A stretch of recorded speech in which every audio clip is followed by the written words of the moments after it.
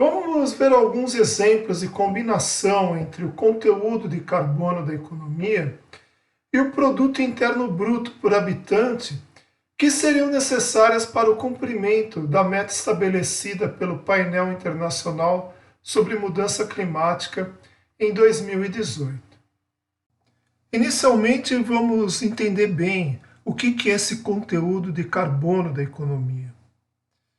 e qual é a sua relação com o PIB por habitante.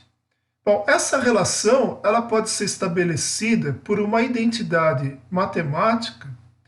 onde a emissão de gases de efeito estufa, medidas em dióxido de carbono equivalente,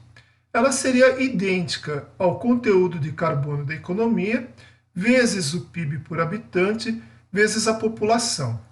Dessa forma, sim, nós podemos fazer operações matemáticas, entre o conteúdo de carbono da economia e o produto interno bruto por habitante. Em relação ao dióxido de carbono equivalente, ele significa que outros gases gerados pelas atividades humanas, como o gás metano e o óxido nitroso, têm o seu efeito estufa convertido ao do dióxido de carbono, somando-se assim a esse na determinação do conteúdo de carbono da economia. Nessa tabela é mostrada a diminuição do conteúdo de carbono da economia mundial em função do crescimento econômico entre 2019 e 2050, necessária para atingir a meta de limitação do aquecimento global da atmosfera em 1,5 graus Celsius, estabelecida pelo painel internacional sobre mudança climática, a sigla em inglês IPCC, em 2018.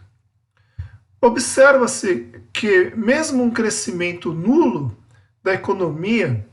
exigiria uma diminuição do conteúdo de carbono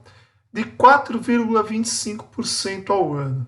o que é quase 5 vezes a taxa de diminuição do conteúdo de carbono de 0,87% ao ano, observada entre 1990 e 2018. E se o PIB por habitante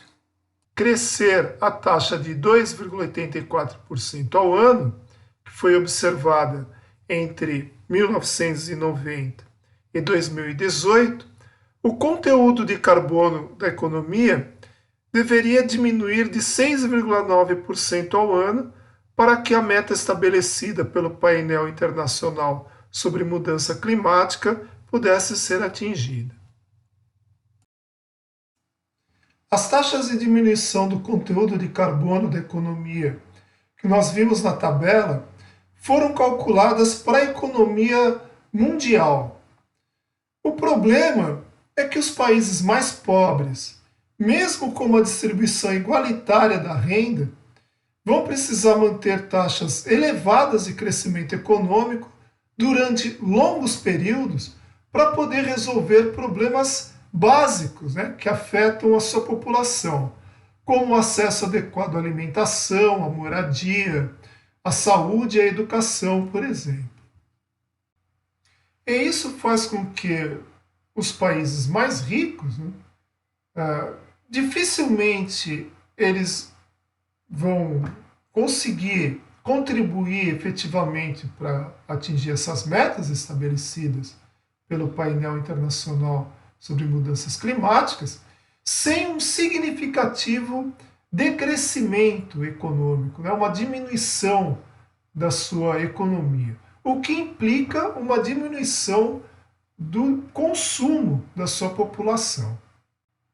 E o que nós falamos aqui sobre os países mais ricos se aplica também às classes privilegiadas, independentemente de onde elas se encontrem no mundo.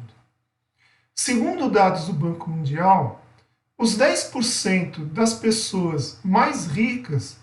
do mundo são responsáveis por 45% da emissão de gases de efeito estufa, enquanto que os 50% mais pobres são responsáveis por apenas 15% dessa emissão.